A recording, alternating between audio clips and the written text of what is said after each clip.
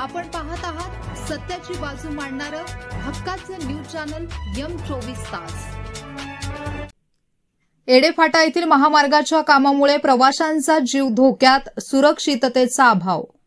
पुणे बेंगलोर राष्ट्रीय महामार्गाचे काम सध्या गतीने सुरू आहे, मात्र महामार्गावरील प्रवाशांच्या सुरक्षिततेची कोणतीच काळजी घेतली जात नसल्याने महामार्गांवर अनेक अपघात होत आहेत।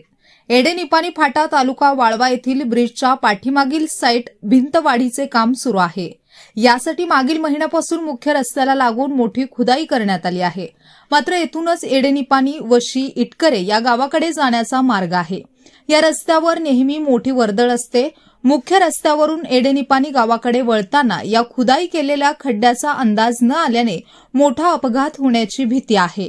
यासाठी संबंधित इंजिनियर व अधिकाऱ्यांनी येथे बॅरिकेड किंवा दिशादर्शक फलक लावणे गरजेचे होते, मात्र प्रवाशांच्या सुरक्षिततेचे कोणते साधन येथे लावलेले नाही। यामुळे प्रवाशातून संताप व्यक्त होत आहे।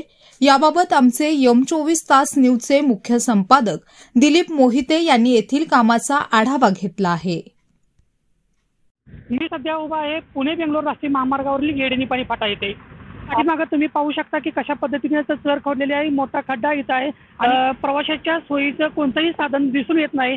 इथं संबंधित अधिकारी किंवा ठेकेदारांनी प्रवाशांच्या सुरक्षतेचं साधन उपलब्ध करून देण्याची आवश्यकता आहे, मात्र असं इथं दिसून येत नाही। रात्रीचा प्रवास करत असताना इथं प्रवाशांच्या गाड्या स्लिप होऊन गेल्यामुळे अपघात होण्याची पण शक्यता नाकारता येत नाही।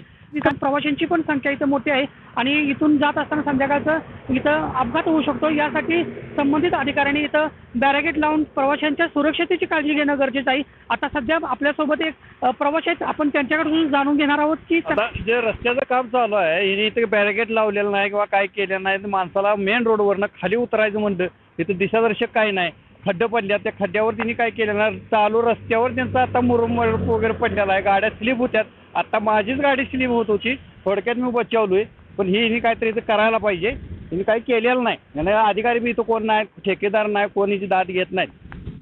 तर आता प्रवाशांनी सांगितल्याप्रमाणे गेल्या 4 दिवसापासून हे असं बांधकाम असं चालू आहे, ती सुरक्षता नाही किंवा प्रवाशांच्या जीवाची काळजी ती घेतली जात नाही।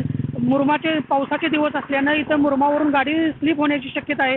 शक्यतो गाडी जर स्लिप झाली, त्यांना नाही दिसलं तर सरळ गाडी पुढं मागे आपण बघता त्या खड्ड्यामध्ये जाऊ शकता। तरी संबंधित अधिकाऱ्यांनी याची दखल घेऊन लवकरात लवकर इथं प्रवाशांच्या सुरक्षतेसाठी बॅरिकेड लावणं किंवा उपाययोजना गरजेचं आहे।